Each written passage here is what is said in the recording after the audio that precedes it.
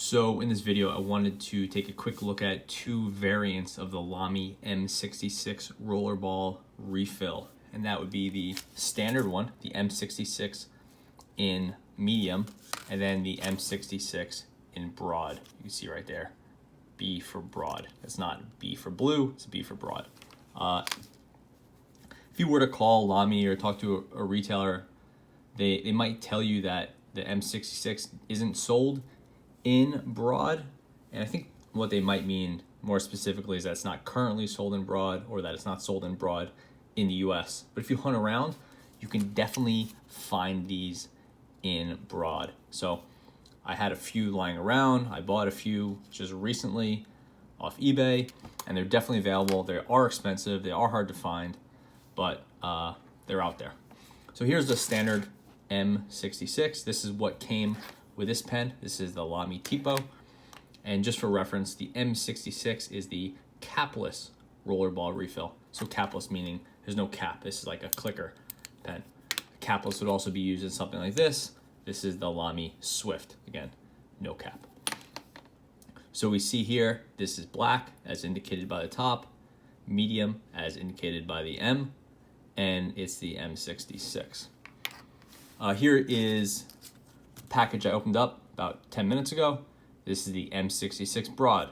M66, B for broad, blue for blue. There's really no other details on here. There was no date or anything that I saw. Just, yeah, that's really it. And I'll open up the pen. And you can see right here, Lamy M63B blue. So definitely exists. Don't let anyone tell you that they don't.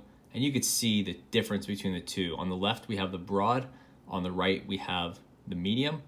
And you can see the broader is definitely broader. That angle is much wider than on this side where it's much more acute.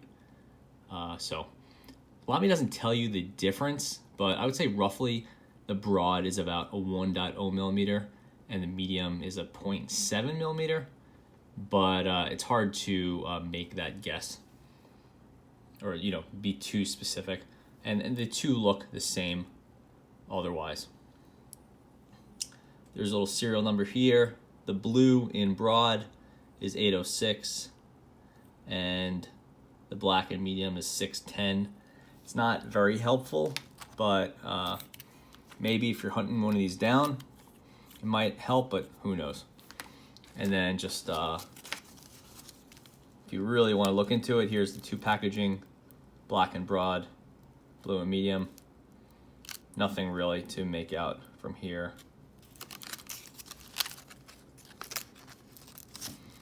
But they are out there.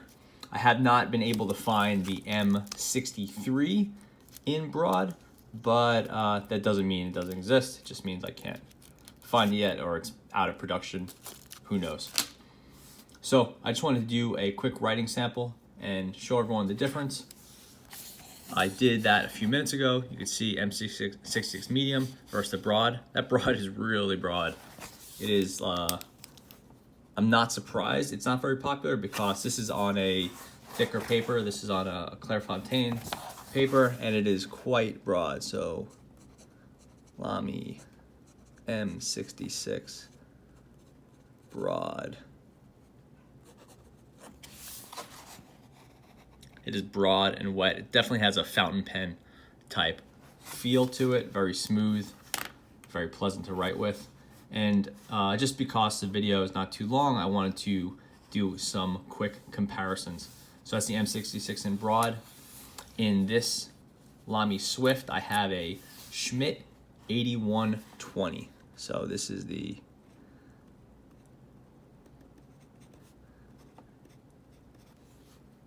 it's technically the P8120, the shorter one.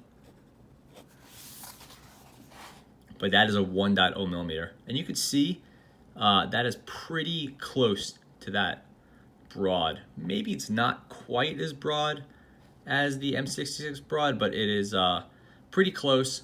And the 8120s are very easy to find. And then right here, this is the 8127, so this is the 0.7 millimeter. So I just put this down next to the M66 medium. And I'll put down the, obviously not ideal, but it's easier than switching pens back and forth all video. This is the